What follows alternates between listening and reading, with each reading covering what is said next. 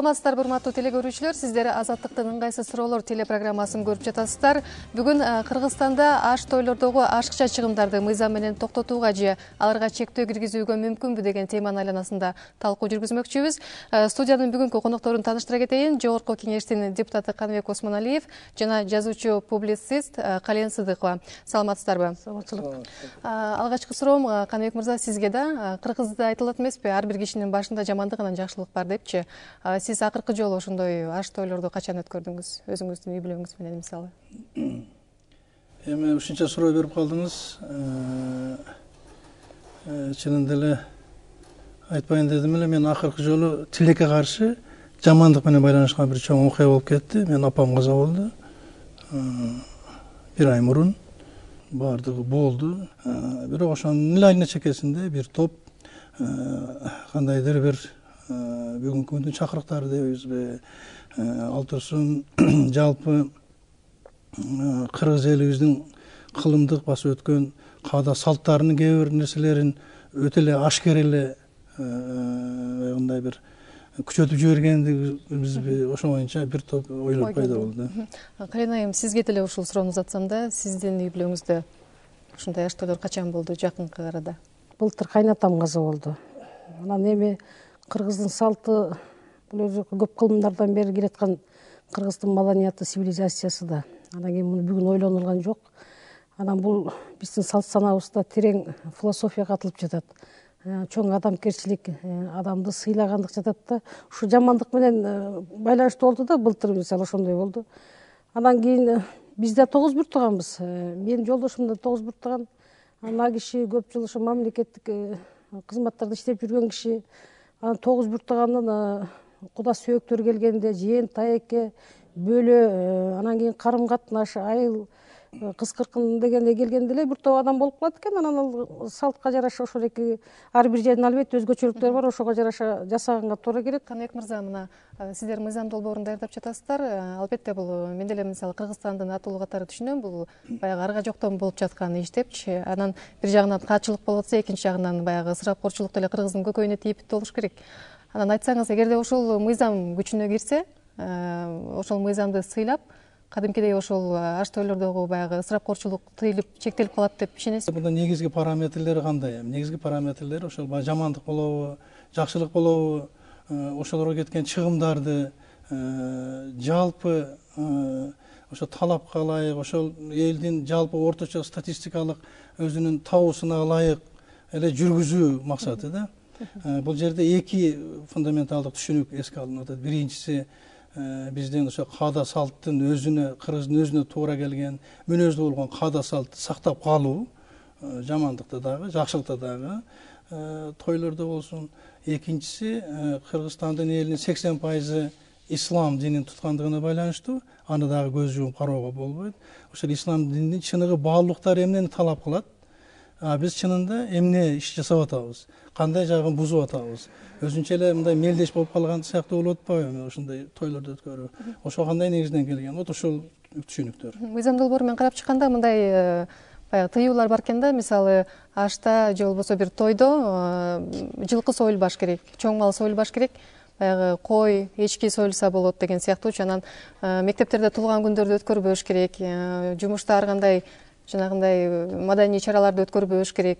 Бул дагы ысырапкерчиликке кирет. 10 жылдык, 20 жылдык такыр болбош керек деген сыяктуу чектөө бар экен да. Анан Кален айым, айтсаңыз, эгерде ушул мыйзам долбоору ишке ашып калса, сиз мыйзамга баш ийип ошол чектөөлөргө барасызбы? Бул жерде мындай чектөөлөр мындай ылайыксыз го деп ойлойм. Анткени биринчиден ким канчалык деңгээлде киши чакырат, жакшылыгын, жамандылыгын бөлүшөт, ошол адамдын көз карашына байланыштуу, анан социалдык абалына жараша байланыштуу болот.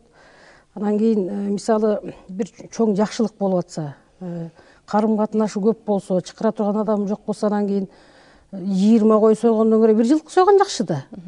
Анан кийин чоң мал союлбасын деген туура эмес да. Бул жерде азыр бир чындыкты өзүбүз кабыл алышыбыз керек да. Биринчиден илгертен салт боюнча ошондой чоң малдарды кыргыз союп келген биринчиден. Экинчиден азыр Кыргызстан буржуазиялык капиталисттик өнүгүүгө келгендигине байланыштуу бизде байлар көп. Алар бери болгондо 500 киши чакыра тургандар бар. Анан ал жерге 500 кишиге бир 2 жылкы сөз керек да, мисалы да.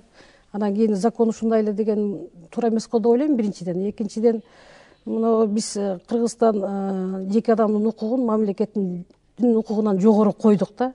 Анан кийин жеке адамдын укугун, мүмкүнчүлүгүн чек салуу юридикалык жагынан дагы, адептик жагынан эле туура эмес болуш керек деп ойлойм. Албетте эми көп биздин бир 50% мисалы кыргыздарыбыз ошондой чоңтой өткөрө албашы мүмкүн, ар ким өзүнүн мүмкүнчүлүгүнө жараша өткөрөт. Анан кийин бул жерде тыюу салган, жана сиз айтып аткан эгерде ошондой тыюу салуулар болсо ишке ашпайт го деп ойлойм да. Каныбек мырза, ошол мен азыр эле айтып кетпедимби, мындай майда чектөөлөр көп экен да. Анан кандайдыр бир деңгээлде бул мындай шариятка дагы тууралангандай көрүнөт да, же андай эмеспи?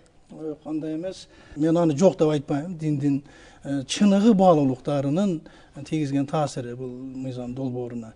Раз биз дин эркиндиги деп алгандан кийин, дин эркиндигин кармагандан кийин, диндин, анын ичинен ислам дининин ошол адам затын жалпы эле биздин коомду жакшы жолго сала турган чыныгы баалуулуктары. Ошо чыныгы баалуулуктарынын бири бул нерселерге маркум өзү муктаж эмес. Буну ушундай чыгымдарды кылуу жолу дагы каралат дейт. Эгерде ошол 3 күндөн кийин өзүнүн эмесине карап, абалына, финансылык абалына карап, эгерде мал союуга кудурети жок болсо, ошол айтылат экен, даже значит анын деле кереги жок. Анын деле кереги жок. Эгерде жетим жесирлерге баягындай бир садака иретинде ошол туугандар чогулуп каралашса, ошол эменин атынан Куран окулса дегендей. Эми мен буну деле биринчи орунга койгум келбейт. Чынында кандай эме болуп атат? Чынында биздин жакырлануубуздун бир чоң бир терс өбөлгөсү катары болуп атканына гана мен көп күйөм да. Бирок сиз ошол эле учурда шарияттын негизинде эмес деп айтып атасыз башында, бирок чечмелей келгенде кайра эле ошол шарияттын баягы эрежелери менен чечмелеп атасыз да. Шарияттын негизги баалуулуктары менен кыргыз элинин каада салттарынын бири-бирине болгон ошо кылымдык жакындашып, журулушуп калгандыгын гана айтып атам да мен. Калина айым, сиз ушул ой менен макулсузбу? Эми бул ой менен мен таптакыр макул эмесмин, каршымын. Анткени азыр сиз айтып аткан закон, демек бул шарияттын негизинде диктовка болуп аткан арабтардын бизге кызуусу экен. Анткени чөлдө ысык болгондугуна байланыштуу биринчиден адамды өлөрү менен эле коет. Экинчиден ал жерге чоң мал союбайт, сасып кетет. Мүмкүн эмес чөлдө. Ал эми кыргыз деген өзүнүн салты боюнча 3 күндө коет. 3 күнгө куда сөөгүнүн баары сырттан келишет. Анан аларды тиги шарият ушундай экен деп койгон болбойт да эми. Ошондуктан аларды адамды көмүүнүн зыйнаттап көбүш керек да. Бул дүйнөдөн бир адам жөн эле келип кеткен жок. Ал укум тукум жаратты, элине кызмат кылды, пендечилигин өтөдү. Анан ошону да бир салтанаттап өткөрүш керек да. Анан ит өлгөндө көмүп койгондун эмне кереги бар ал жерде? Ушундай исламга байланыштырып кыргыздын салт санасын жое берсек, эртең кыргыз жоюлат да. Калина, мына мыйзам кереги жок деп атпайсызбы? Анда баягы акыркы иликтөөлөргө караганда жылына ошол аш тойлорго $2 миллиард каражат сарпталат экен да. Бул 1 жылдык бюджеттен да көп да.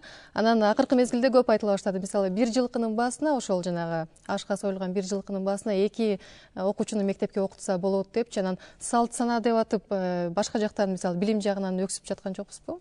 Экономикалык чыгым болуп аткан ал мамлекеттик эмес да. Ар ким өзүнүн жакшылыгына жараша, кудуретине жараша той берет. А бул жерде бирин экинин эле жанагындай көп киши чакырып атат деп айта берген өзү туура эмес. Экинчиден муну мыйзам чыгарып аткан кишилер өздөрү аткарбайт. Экинчиден бул кыргыздын салт санасын жокко чыгаруу, биздин маданиятты талкалоо да бул деген. Акырындап биздин кийим кечебизди жокко чыгарып атат. Эми салтыбызды жокко чыгарып атса, вообще салтты законго киргизип кереги жок. Эгерде анын жакшы жагы болсо, ошол экини бүтүндөй закондорго, мыйзамга киргизиш керек эле да.